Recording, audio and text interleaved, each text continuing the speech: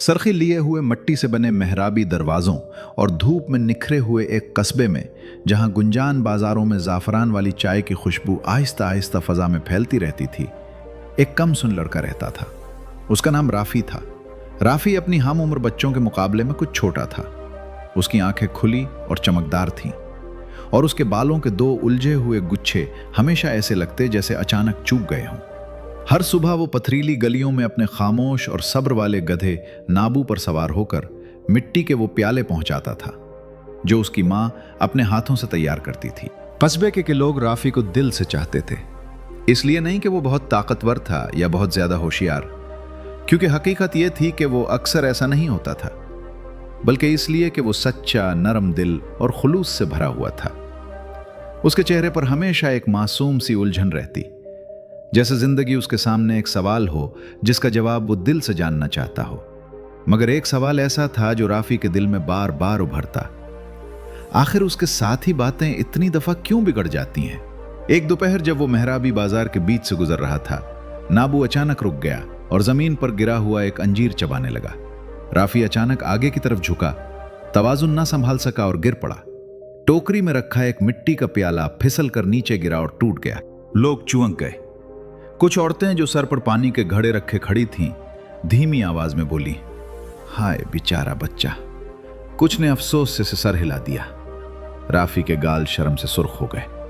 वो आहिस्ता से बड़बड़ाया, आखिर मेरे साथ ही क्यों? मैं पूरी एहतियात करता हूं, पूरी कोशिश करता हूं, फिर भी सब कुछ बगैर वजह क्यों बिगड़ जाता है। राफ़ी ये नहीं जानता था कि वही टूटा हुआ प्याला लड़कता हुआ एक नन्ही बच्ची की तरफ चला गया जो भीड़ में दौड़ रही थी। अचानक प्याला सामने आने से वो बच्ची पीछे को लड़खड़ा गई और यूं एक ताजिर के हाथ में मौजूद खोलती हुई चाय के बर्तन से टकराने से बच गई। प्याला जाया हो गया था, मगर बच्ची महफूज थी। राफ़ी उस सबसे बेखबर आगे बढ़ गया। इसी हफ्ते बर्तन पहुंचाते हुए राफ़ी गलत गली में मुड़ गया।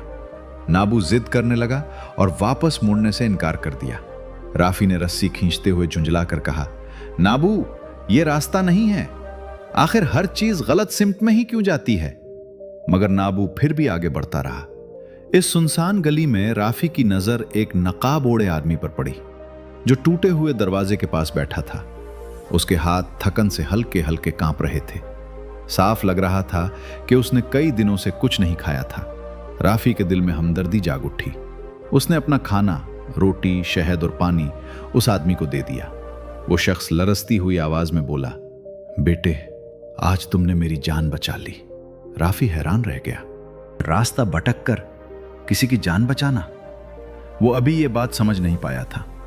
एक रोशन सुबह राफ़ी मामूल से हटकर देर से जागा। वो घबरा कर निकला, बाल बिखरे हुए और नाबू पर सवार हो गया, मगर पुट्टे ठीक से किस न सका। हर चीज देर से हो रही थी। ओ नहीं, मां परेशान हो जाएगी, सामान वक्त पर नहीं पहुंचेगा, सब कुछ खराब हो गया। जब वो आखिरकार बाजार पहुंचा तो एक अजीब मंजर उसका इंतजार कर रहा था। अचानक एक जोरदार आवाज गूंजी। ऊपर लगी एक पुरानी लकड़ी की बैल्कुनी टूट कर नीचे आ गिरी, बिल्कुल उसी जगह जहां राफ़ी हर रोज उसी वक्त गुजरता था। लोग चीख उठे, या अल्लाह, ये लड़का तो उसके नीचे आ जाता। ये तो रोज सूरज निकलते ही यहां से गुजरता है। राफ़ी साकित रह गया। जिस ताखीर पर वो झुंझला रहा था, वो ही उसकी जान बचने की वजह बन गई थी। इसी लम्हे उसके दिल में एक नर्म सी सोच उभरी। शायद वाकई हर चीज किसी वजह से ही होती है। फिर भी दिल में कुछ सवाल बाकी थे। एक दिन लंबी तरसील के बाद रेत का तूफान कस्बे पर छा गया। राफ़ी और नाबू एक पथरीली मेहराब के नीचे रुक गए। बाजार आहिस्ता आहिस्ता खाली हो गया। बस साए, उड़ती हुई गर्द और बंद होते दरवाजों की आवाजें बाकी रह गईं। इतने में एक बूढ़ी औरत वहां आई, वही जो हर सुबह राफ़ी को गुजरते देखती थी।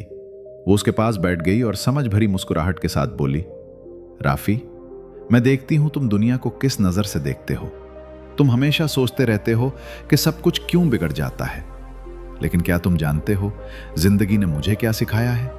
राफ़ी ने आहिस्ता से नफी में सर हिलाया।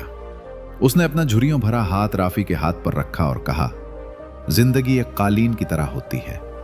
करीब से देखो तो सिर्फ गिरहें और उल्टे धागे नजर आते हैं, मगर जरा पीछे हटकर देखो तो सब कुछ मुकम्मल और खूबसूरत लगता है। फिर वो बोली, तुम्हारा टूटा हुआ प्याला एक बच्ची की जान बचा गया, तुम्हारा गलत मोड़ एक भूखे इंसान के काम आया, और तुम्हारी ताखीर ने तुम्हारी जान बचा ली। राफी के दिल में अजीब सा सुकून उतर आया, बिल्कुल वैसे जैसे तूफान के बाद फजा साफ हो जाती है। उस दिन के बाद जब भी कोई बात बिगड़ती, जब नाबू रुक जाता, जब घड़ा गिर जाता या जब कोई मंसूबा टूट जाता, राफी घबराने के बजाय ठहर जाता। उसने किस्मत के इस अनोखे निजाम पर भरोसा करना सीख लिया। उसने ताखीर में मतलब तलाश करना सीख लिया, और वो जान गया कि अक्सर गलतियों के पीछे भी कोई ना कोई भलाई होती है। जल्द ही वो सिर्फ गधे पर सवार लड़का नहीं रहा, बल्कि राफी, वजह तलाश करने वाला लड़का कहलाने लगा। ऐसा लड़का जिसकी समझ उसकी उम्र से कहीं ज्यादा थी। सालों बाद राफी बड़ा होकर कस्बे का एक मुअज़्ज़िज़ मुसाफिर बन गया। वो भटके हुए लोगों की रहनुमाई करता, काफिलों को रास्ता दिखाता और नन्हे बच्चों को तसल्ली देता, बिल्कुल वैसे ही जैसे वो खुद कभी था। जब कोई उससे कहता, यह सब मेरे साथ ही क्यों हो रहा है, तो राफी मुस्कुरा देता, आंखों में वही मासूम रोशनी लिए, और कहता, जरा ही ठहर जाओ, जिंदगी खामोशी से अपना काम कर रही होती है। अक्सर जो मसला लगता है वही किसी नेमत की शुरुआत होता है। हर ताखीर, हर गलती, हर गलत मोड़ अपने अंदर एक छुपा हुआ मकसद रखता है। जब बात समझ ना आए तब भी सफर पर यकीन रखो। मॉरल ऑफ द स्टोरी, जिंदगी में हर टूटा हुआ लम्हा, हर ताखीर और हर गलत मोड़ बेमकसद नहीं होता। अक्सर जो चीज हमें नुकसान या नाकामी लगती है वही किसी बड़ी हिफाजत, भलाई या सबक की बुनियाद बन रही होती है। बस हमें उस वक्त उसकी समझ नहीं आती।